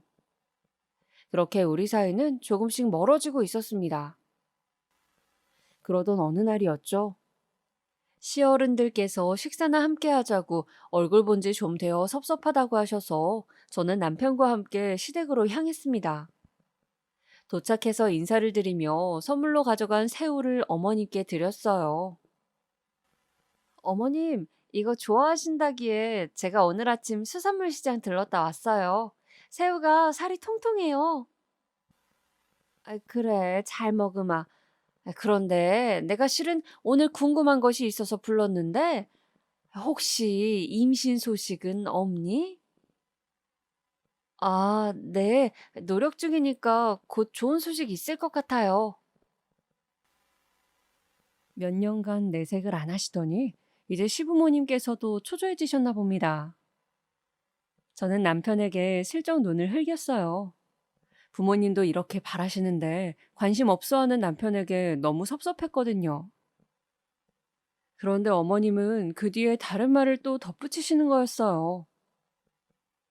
우린 아들 바라는 거 알지? 집안에는 대를 이을 아들이 있어야 한다. 며느리로서 할 수 있는 최고의 효도는 손자를 안겨주는 거란다. 어머님의 말씀에 아버님이 고개를 끄덕이셨어요. 저는 지금이 무슨 조선시대인가 그런 생각이 들면서 기분이 좋지 않았습니다. 어머님, 무슨 말을 그렇게 하세요? 그 말은 마치 제가 무슨 아들을 못 낳으면 아무런 가치가 없는 것처럼 들리잖아요. 저의 말에 아버님은 어이가 없다는 듯이 역정을 내셨습니다. 아니, 여자가 결혼을 했으면 아기도 낳아주고 그 집안 대를 이어줘야지. 원, 결혼한 지 3년이나 됐는데 아직 임신도 못하고 도대체 네가 이 집안의 며느리로 와서 하는 일이 뭐냐? 아버님, 그렇게 말씀하시니 정말 제가 너무 섭섭해요. 아유, 그만해요, 엄마, 아빠. 당신도 오랜만에 같이 밥 먹는 건데 이러지 맙시다, 예? 저는 남편의 만류에도 너무 눈물이 나서 주체할 수가 없었습니다. 왜 이렇게 사람을 비참하게 만드는 말만 골라 하시는지 너무 속상했어요. 나도 아기를 가지고 싶은데 뜻대로 안 되는 걸 어떡하라고. 그래서 너무 화가 나서 그만 그 길로 차를 운전해서 인사도 없이 시댁에서 나와 집으로 와버리고 말았습니다. 30분 후 집으로 온 남편은 저에게 엄청나게 화를 냈어요. 경우도 없이 인사도 안 하고 오는 게 도대체 무슨 태도냐고. 그래도 어른들인데 무슨 소리를 해도 인사는 하고 와야지. 이런 식으로 행동하면 결국 당신만 점수 다 까이는 거라며 화를 냈죠. 저는 남편이 그러거나 말거나 임신 때문에 너무 스트레스를 받았습니다. 남들은 잘만 들어서던데 왜 나는 이렇게 임신이 안 되는 것인지 정말 속이 바짝바짝 타들어갔어요. 몸이 차면 안 좋다고 해서 항상 따뜻하게 하고 또 임신에 앞서 먹어야 한다는 영양제들도 챙겨 먹고 약국에서 파는 배란일 체크하는 테스트기도 사서 배란일 체크하고 항상 열심히 노력을 했죠. 그런데 이상하게도 아기가 들어서지 않는 것이었어요. 결국 안 내켜 하는 남편을 설득해서 함께 산부인과를 방문해서 정자 활동성이라든지 제 몸에서 체크할 부분 등 다양한 검사를 했어요. 그런데 딱히 검사 결과 문제가 있다고 나오는 것은 없는 거예요. 원인을 알 수 없는 난임이었던 것이죠. 의사 말이 요즘은 6개월간 꼬박 배란이를 체크해서 노력했는데도 아기가 생기지 않으면 그걸 난임으로 본다고 해요. 예전보다 정확하게 임신을 시도할 수 있어서 짧은 기간 집중적으로 노력해보고 안 되겠다 싶으면 바로 시험관이나 다른 방법으로 넘어가는 것이죠. 저는 임신을 하기 위해서 시험관 시술을 했습니다. 말로만 들었던 그거 힘들고 고통스럽다 하는 시술을 하니 몸도 마음도 피폐해져 갔어요. 여러 번의 실패와 스트레스로 1년여의 시간을 보내고 나자 스스로 하는 희망 고문 때문에 마음의 여유가 없어졌습니다. 이번에는 생겼을 거야 하면서 자신에게 기대하고 임신이 안 되었을 때 그 실망감이란 저는 날로 날카로워져 갔죠. 남편은 그런 저를 부담스러워했어요. 이제 저를 피해 다니고 혼자 밖에서 밥을 먹고 오기 일쑤였어요.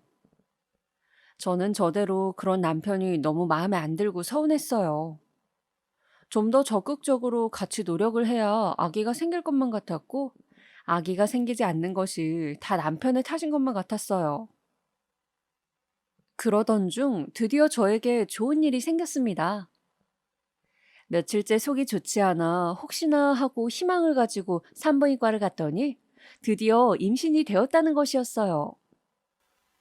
저는 너무 기뻐 어쩔 줄을 몰랐습니다. 남편에게 전화를 하고 시댁 식구들에게 소식을 알리고 정말 너무 행복했어요. 사실 시댁에서는 아기가 아들이기를 바라셨지만 저는 아들이든 딸이든 괜찮았습니다. 저에게 피를 나눈 가족이 생기는 일이었으니까요. 저는 임신 초기에 조심해야 한다기에 정말 정말 조심하면서 아기에게 좋다는 영양제를 모두 먹고 태교에 좋다는 음악을 듣는 등 열심히 노력했습니다. 신랑은 임신이 되었다는 말에 기분이 좋은지 가끔 저에게 먹고 싶은 것이 있는지 물어서 사오기도 하고 식당으로 불러서 몸에 좋다는 전복찜 등을 해주기도 했어요. 저도 신랑도 그동안 소원했던 적이 있었냐는 듯 사이가 좋아졌습니다. 다 태어날 아기에 대한 기대 때문이었어요. 시부모님은 저의 임신 소식에 많이 기쁘셨는지 어느 날 연락도 없이 집으로 찾아오셨어요. 저는 혼자서 집안에 있었는데 갑자기 삐비빅 누군가 비번을 누르는 소리가 들리는 것이었어요. 놀라서 현관문을 바라보고 있었는데 시어머니가 시아버지와 함께 들어오시는 겁니다. 아, 아버님, 비번을 알고 계셨어요? 우리 애가 알려줬다. 언제든 들르라면서. 오늘은 너 먹으라고 한약을 좀 지어왔다. 한약이요? 그래, 아들 낳게 해주기로 유명한 곳에서 지은 한약이니 이거 먹으면 뱃속의 아기가 아들이 될 거다. 아버님, 생물학적으로 이미 아기 성별은 정해져 있을 거예요. 아직 모르는 거지. 한약 먹는다고 아기가 아들이 되지는 않아요. 저는 너무 황당해서 아버님께 말씀을 드렸어요.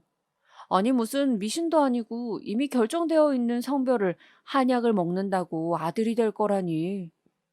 저의 말에 아버님은 기분이 나쁘신지 눈썹을 실룩대시더군요. 아버님의 표정을 살피며 어머님이 저에게 말씀하셨습니다. 어쨌든 먹으면 좋다는 약이니 잘 챙겨 먹으렴. 임신 중일수록 체력 관리를 잘해야 돼. 어? 그리고 우리가 어제 백화점 가서 애기 옷을 사왔단다. 한번 볼래? 요새는 아기 옷도 어찌나 이쁜지 보기만 해도 너무 기분이 좋더라. 어머님은 아기 내복을 몇 벌 샀다면서 주섬주섬 옷을 꺼내두셨습니다. 그런데 꺼내신 옷은 하나같이 하늘색, 초록색 무늬가 있는 옷들이었어요. 저는 너무 당황해서 말씀을 드렸습니다. 어머님, 이 옷들이 아직 성별을 모르는데 너무 아들 옷 디자인 같은데 혹시 딸일 수도 있잖아요. 혹시 이 옷들 영수증 가지고 계세요? 제가 가서 다른 걸로 바꿔도 될까요? 제 생각에는 혹시나 딸일지도 모르는데 아예 디자인을 베이지색이나 흰색 같은 성별이 상관없는 색으로 바꾸는 것이 좋을 것 같아 드린 말씀인데 제 말을 들으신 아버님의 표정이 갑자기 확 굳어지는 것이었습니다. 에잉, 아들일 건데 무슨 쓸데없는 소리를 해? 이만 가보마. 아버님은 심기가 불편하신 티를 팍팍 내시면서 그만 가겠다고 갑자기 일어나셨고, 어머님은 그런 아버님 뒤를 허겁지겁 따라 나가시면서 저한테 손가락으로 조용히 하라는 제스처를 하셨어요. 그렇게 두 분이 가고 나서 저는 황당함에 한참을 혼자 앉아 있었습니다. 나가면서 조용히 하라는 어머님의 제스처는 도저히 제 입장에서는 이해가 되질 않았어요. 아직 성별이 안 나왔는데 왜 100% 아들인 것처럼 이야기를 하시는지 모르겠고, 마치 딸이면 큰일 난다는 듯한 아버님의 표정이나 거기에 쩔쩔매며 조용히 하라는 어머님의 태도가 모두 너무 이상했습니다. 저는 솔직히 외동딸로 자라서 그런지 남아선호 사상이라는 것이 있었다고는 해도 요즘에는 세상이 많이 바뀌었으니 별로 그런 게 상관없다고 생각을 했고, 오히려 딸을 선호한다고 알고 있었거든요. 그날 저녁 저는 가게에서 일을 마치고 돌아온 남편에게 시부모님이 다녀가신 이야기를 했습니다.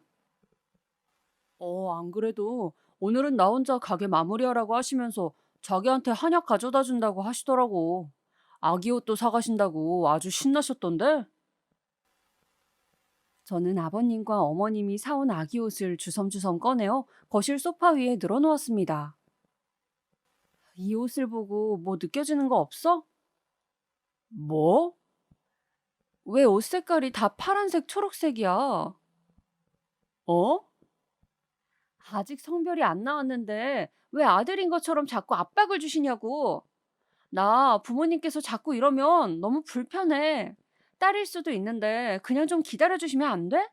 그리고 딸이면 무슨 죄라도 짓는 것처럼 왜 그런 식으로 행동하시는지 정말 이해가 안 된다. 제 말에 남편은 기분이 나빴는지 저를 보며 갑자기 소리를 지르더군요. 너 지금 그걸 말이라고 해? 옛날 어르신들이 아들 좀 바랄 수도 있는 거지. 무슨 죄인 취급을 했다는 둥 오바 아니야? 아니, 내가 불편할 수는 있는 거잖아. 아, 진짜 싸가지가 없네. 어른들 기분 맞춰주는 그 정도 센스도 없냐? 뭐 싸가지? 말이 너무 심한 거 아니야? 내가 지금 아기를 가졌는데 어떻게 그런 심한 말을 할 수가 있어? 임신한 게 유세냐? 남들 다 하는 임신 몇 년을 못해서 난리 부르스를 떨었더니 이제 그거 가지고 유세하니? 참 잘났다. 잘났어. 저는 너무 화가 치밀었습니다. 이런 말도 안 되는 소리를 들으며 내가 왜 이 남자와 사는지 모르겠다는 생각이 들었죠. 그래서 순간 욱하는 마음에 그만 가방을 챙겨 들고 집을 나와버렸습니다. 막상 화가 나 집을 나오자 갈 곳이 없었어요. 그래서 혼자 백화점에 갔습니다. 이제 곧 배가 불러올 거라는 생각에 인부복 코너도 가보고 뭔가 디자인이 예쁘면서 배 나온 티가 안 나는 옷은 없는지, 임산부용 속옷은 없는지 이것저것 구경을 했습니다.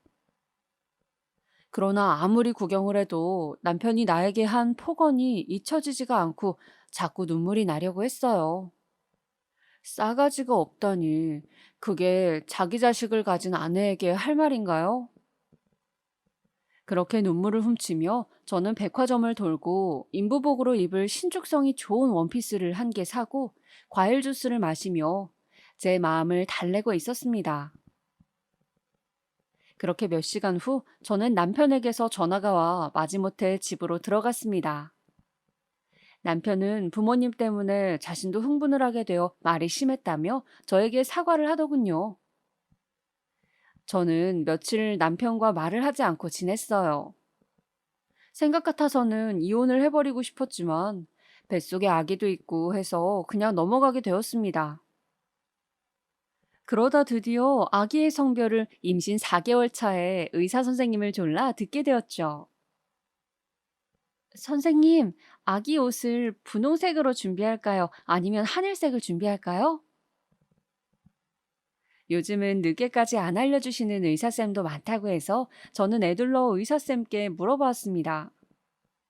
선생님은 제 질문에 웃으시더니 분홍색이 낫겠다고 하시더군요. 딸이었습니다. 함께 있던 남편의 표정이 의사 선생님의 말에 미묘하게 바뀌는 것 같았어요. 저는 설마 실망한 건 아니겠지 하면서 남편에게 물었어요. 왜? 분홍색 아기 옷이 마음에 안 들어? 아니 뭐. 하긴 우린 첫째니까. 그렇지? 둘째도 가질 거고. 그치? 자꾸 남편은 저에게 둘째를 가질 거니까 괜찮다는 식으로 말을 하는 것이었어요. 저는 기분이 나빴지만 대놓고 딸이라서 실망스럽다고 한 것은 또 아니기에 싸우고 싶지 않아 그냥 넘어갔습니다. 그런데 며칠 후 우연히 남편의 통화를 듣게 되었어요. 아니, 딸이라는데 그러면 어떡해요? 성별을 미리 알 수도 없고. 그렇잖아요. 걱정 마세요. 둘째 빨리 가지면 되지.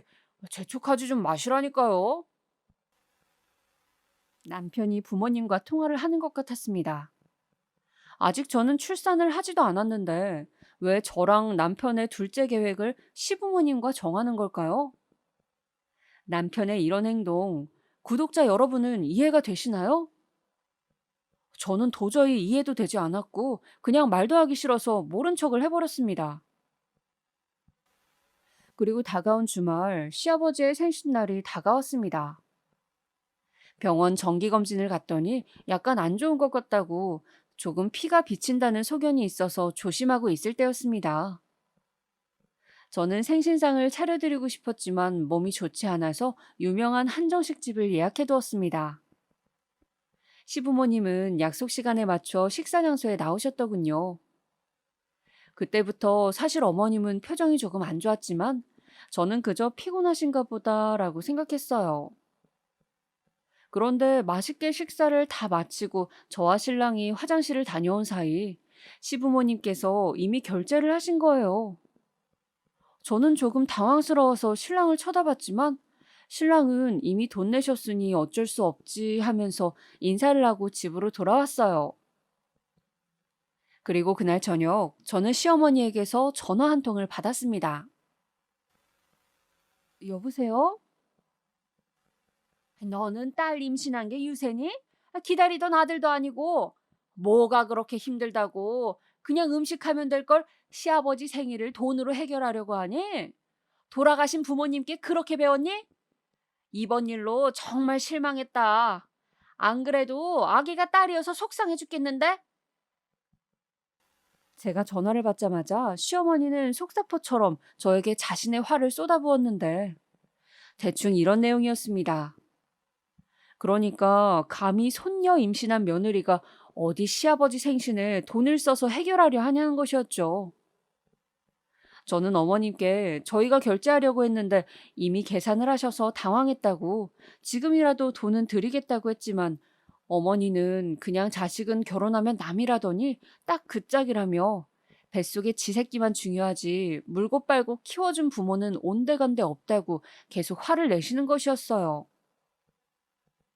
저는 너무 걱정도 되고 어머님의 기분이 안 좋으신 것 같아서 뭉치는 배를 잡고서 마트를 가서 장을 봤습니다. 그리고 집으로 돌아와서 잡채며 불고기며 제가 당장 할 수 있는 모든 요리를 다 해서 큰 5단 도시락통에 과일이며 뭐며 담아서 시댁으로 갔어요. 그렇게 택시를 타고 시댁에 도착해서 초인종을 누르자 어머니께서는 시위하러 왔냐며 처음에는 문도 열어주지 않으시더라고요.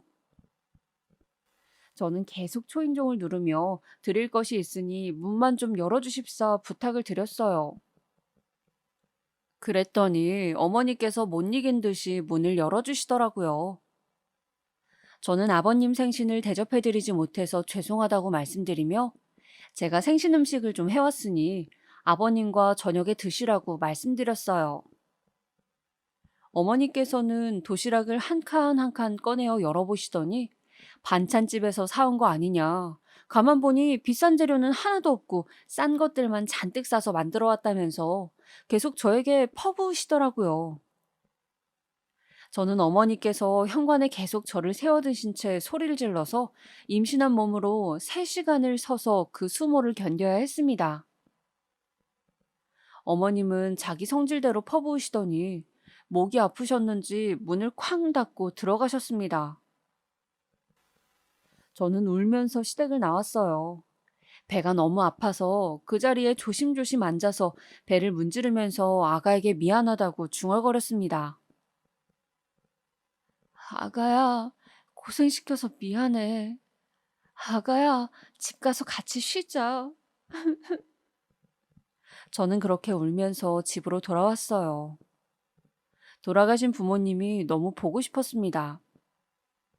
그저 저는 신랑이 오기만 기다리며 집에서 침대에 누워 하염없이 울었습니다.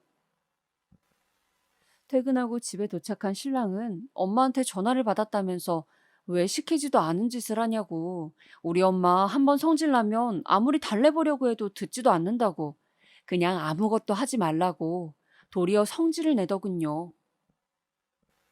저는 실컷 고생만 하고 아무도 제 마음을 알아주지도 않아 속상한 마음을 안고 그날을 보냈습니다. 그 후 한동안은 시댁에 가지 않고 태교에 전념했어요. 그렇게 길다면 길고 짧다면 짧았던 10달의 시간이 지나고 드디어 저의 출산 예정일이 되었습니다. 진통이 오고 아기가 잘 내려오지 않아 결국 저는 제왕절개 수술을 했습니다. 18시간의 산고 끝에 태어난 우리 아기는 정말 빨갛고 조그마했습니다. 너무너무 작아서 쥐면 바스라질 것처럼 보였죠. 예쁘고 또 예쁜 딸이었습니다. 저는 정말 처음 느껴보는 벅찬 마음에 어쩔 줄을 몰랐습니다. 어떻게 이렇게 작고 귀엽고 예쁜 존재가 있을까요? 신생아인데도 또렷한 이목구비에 저의 두꺼운 입술을 빼닮은 분명한 제 딸이었습니다. 친정어머니가 주신 제 어릴 때 사진 속 모습을 누가 봐도 꼭 닮은 아기였습니다. 저는 세상을 다 얻은 듯 행복했습니다. 아기를 낳는 과정에서 힘들었는지 저는 며칠 동안 거의 기운을 차리지 못했어요. 수술을 한 지 3일째 됐는 날 시부모님이 제 병문안을 오셨습니다. 아직 밥을 먹지 못하고 소변줄까지 꽂고 있던 저는 민망했지만 그래도 어르신들이 걱정이 되어서 오셨나 보다 싶어 감사하게 생각했습니다. 그래, 몸은 좀 어떠냐? 네, 괜찮아요, 어머니. 곧 회복되겠죠. 고생 많았다. 이거 아기용품 사는데 보태려무나. 아유, 여자애 하나 낳는데 이렇게 힘들어해서야 원. 금방 또 애가 들어서야 하는데. 시아버지는 또 아들 타령을 시작하시더군요. 이제 막 수술한 사람 앞에서 이게 할 말인가 싶었지만 저는 애써 참고 또 참았습니다. 그렇게 덕담인지 악담인지 모를 말들을 하신 두 분은 저에게 마지막으로 가시면서 저에게 봉투 하나를 주고 가셨어요. 그런데 그 봉투를 주시며 하는 말이 저를 경악하게 했습니다. 아들이었으면 100만 원 넣었을 텐데 딸이라서 30만 원 넣었다. 저는 너무 당황해서 아무런 대답도 하지 못하고 그냥 목례를 했습니다. 그리고 시부모님이 가시자마자 옆에 있던 남편에게 말했어요. 방금 내가 들은 말 잘못 들은 거 맞지? 무슨 말?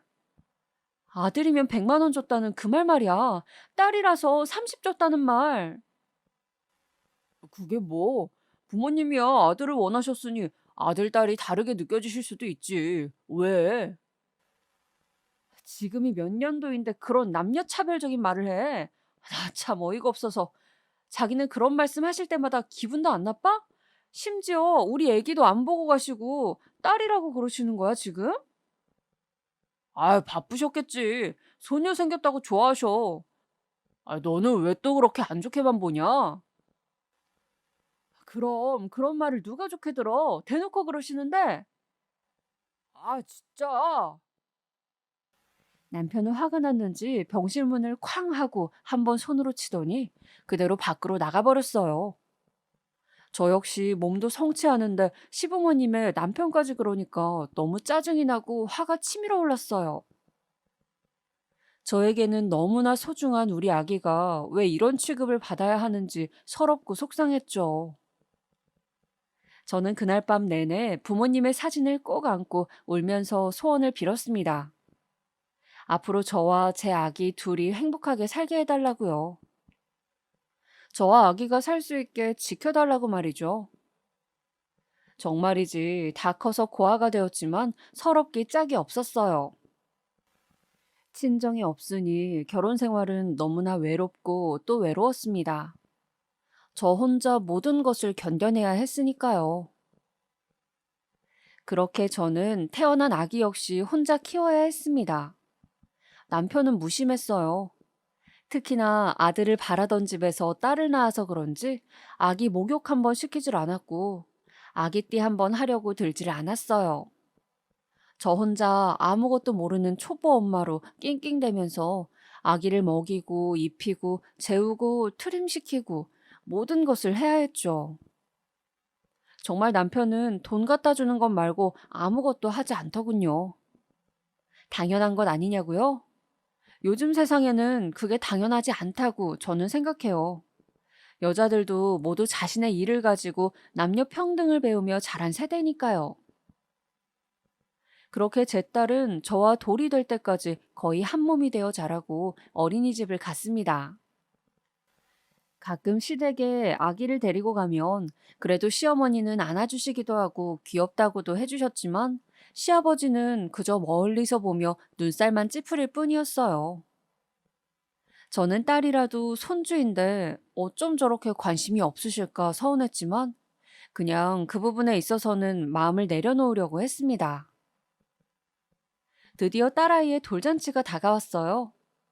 저는 돌잔치를 친구들도 초대해서 재미있게 하고 싶었죠. 장소를 대여하고 열심히 준비를 했습니다. 친구들과 친척분들도 초대했어요. 돌잔치 당일날 저는 원피스를 입고 아기는 순백의 드레스를 입었습니다.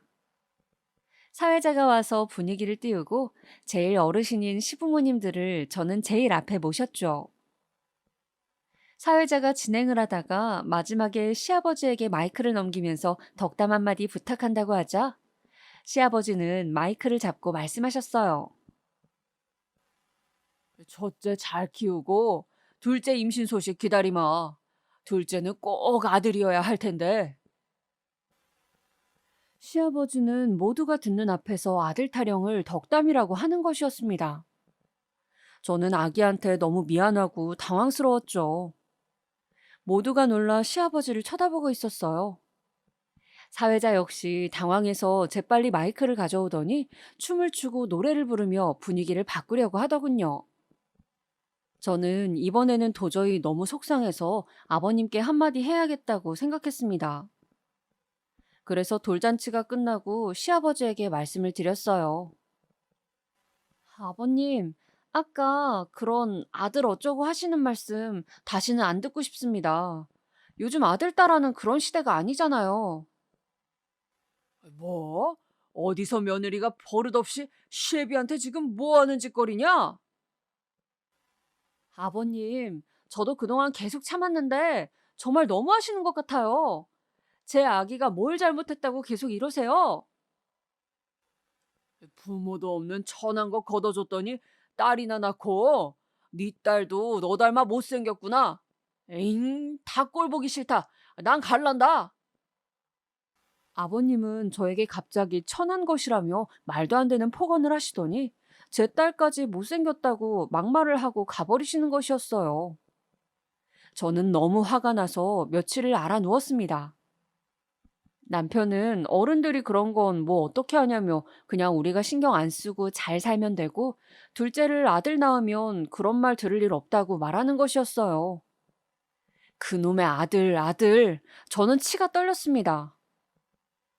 그 후로 저는 설과 추석이 아니면 어지간하면 아버님을 안 보기 위해서 노력했어요. 정말이지 정신병에 걸릴 것 같았거든요. 그리고 아기가 어린이집에 가고 난 후부터 제 일을 시작했습니다. 원래 저는 미대를 나왔거든요. 그래서 작은 미술 교습소를 차렸습니다. 동기 중에 이미 학원을 차려 잘 되고 있는 친구가 있어서 그 친구에게 조언을 구해 오픈을 했죠. 성의를 가지고 준비해서인지 반응은 좋았어요. 동네 유치원생이나 초등생들이 미술을 배우러 몰리기 시작했죠. 저는 교습소를 학원으로 확장하고 선생님들을 고용했어요. 그렇게 몇 년간 학원을 키운 결과 저의 미술학원은 동네에서 제일 유명한 미술학원으로 자리를 잡게 되었습니다. 당연히 돈도 따라왔어요. 제 학원이 잘 될수록 남편은 좋아하면서도 조금 배 아파했습니다. 시부모님의 보쌈집은 갈수록 매출이 떨어지고 있었기 때문이죠. 시어머니의 밑반찬도 예전 같지 못하고 가게 위생에 문제가 있다는 소문이 퍼져 장사가 갈수록 안 되고 있었습니다. 배달 어플로 배달을 시작했는데 실수로 날파리가 들어가 항의한 고객에게 그 정도 가지고 뭘 그러냐고 그냥 잡아버리고 먹으라고 말한 것이 문제가 되었죠.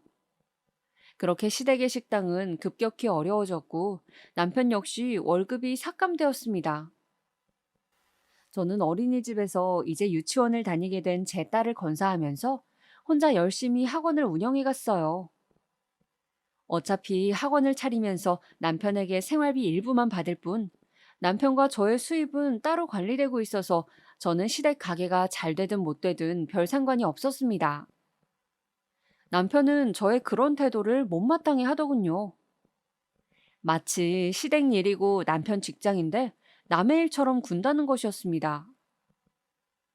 저에게 불만이 쌓인 것인지 집에 와서 밥을 먹으며 꼭 술을 먹고 인간 같지 않다는 둥 냉혈한이라는 둥 저에 대해서 안 좋은 말을 늘어놓는 것이었어요.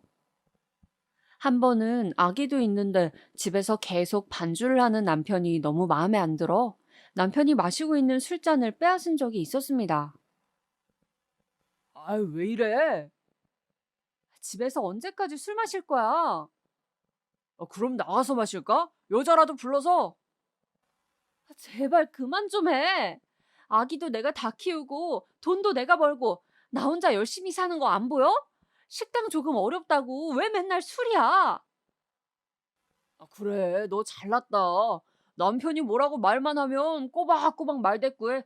내가 완전 상전을 모시고 살아요. 아, 너 진짜 재수없어.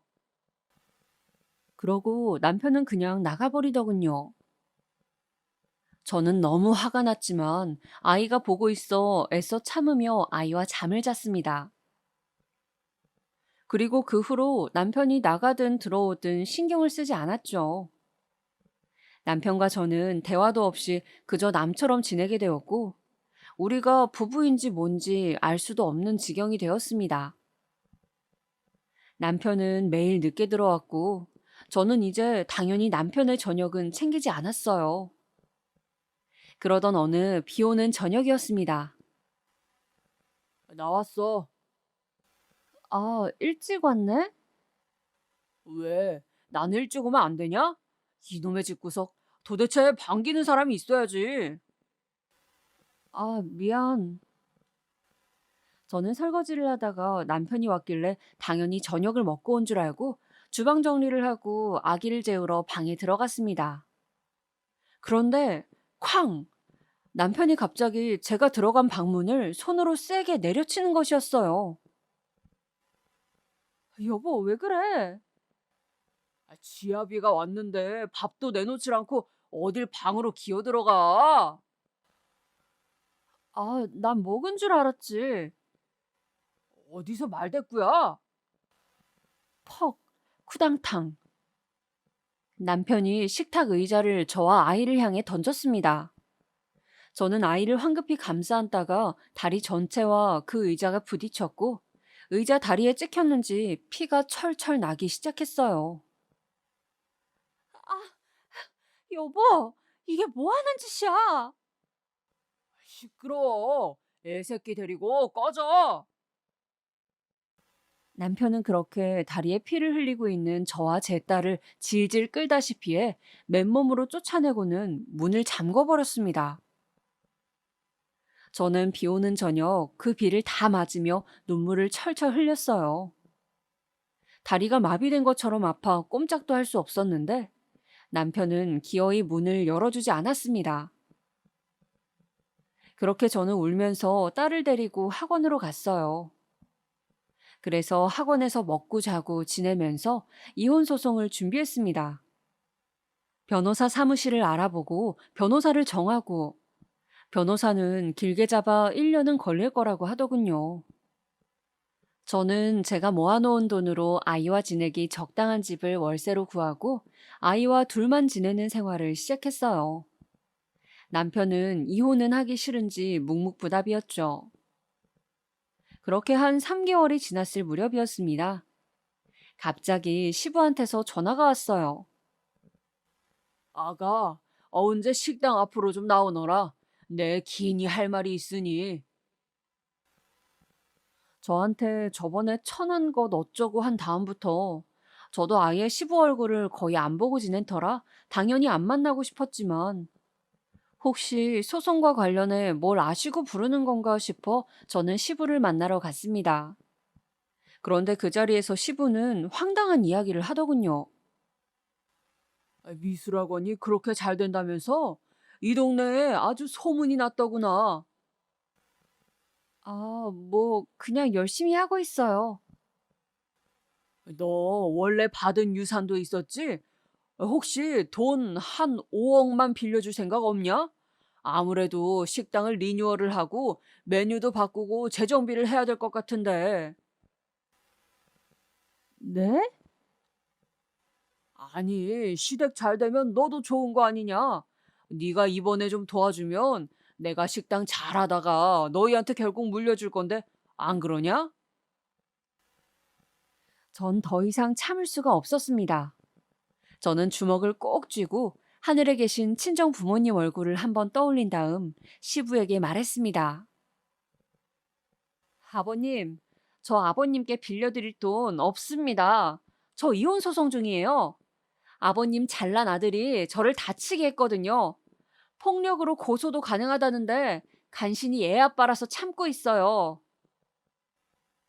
뭐라고? 저더러 고아라고 천한 것이라고 하셨죠? 그리고 천금 같은 제 자식 딸이라고 무시하셨잖아요. 그런데 돈 아쉬우니까 이제 와서 뭐요? 그렇게 여자라고 무시하고 며느리라고 함부로 대할 때는 언제고 정말 상종 못할 집안이네요. 돈 못 빌려드리니까 그렇게 아세요. 그럼 저는 이만. 아가야, 아가야. 내 지난 일은 사과하마. 내가 옛날 사람이라서 그래. 아가야. 저는 그렇게 시아버지의 애원을 뒤로하고 자리를 박차고 나와버렸습니다. 그 후 시댁에서는 어머님까지 나서서 이혼은 안 된다고 말리고 난리를 치셨지만 저의 의지는 굳건했습니다. 남편이 저지른 폭력 하나만으로도 남편이 유책 배우자가 되었기 때문에 소송은 술술 진행되었고 마침내 저는 홀가분하게 작년에 이혼을 할 수 있었죠. 그 후 전해 들은 소식으로는 남편네 식당이 점점 더 손님이 없어져 결국 인력까지 줄이고 시어머니는 남의 식당에 일하러 가시고 남편은 에어컨 설치 일을 배워 에어컨 기사로 직업을 바꿨다고 하더군요. 저는 미술학원이 잘 되어 더 좋은 동네로 옮겨 더 크게 재오픈을 하였습니다. 그런데 참 사람이 간사한 것이 일이 잘 되고 딸아이는 예쁘게 커갈수록 친정 부모님이 보고 싶고 때로는 남편도 아쉽고 가끔 마음이 싱숭생숭합니다. 배부른 소리일지 모르지만요. 때로는 제가 어쩌다 이혼녀가 되었나 싶기도 하고요. 그러나 누구나 인생에서 같은 무게의 짐을 진다는 말이 있듯이 그냥 이게 제 업보려니 하면서 견디고 하루를 살아가고 있습니다. 지금 제 사연을 듣고 계실 여러분은 어떤 하루를 살아가고 계실지 문득 궁금하네요. 무엇보다 가장 중요한 것은 건강이니 부디 삼시세끼 맛있는 밥 잘 챙겨 드시고 건강하시길 바라겠습니다.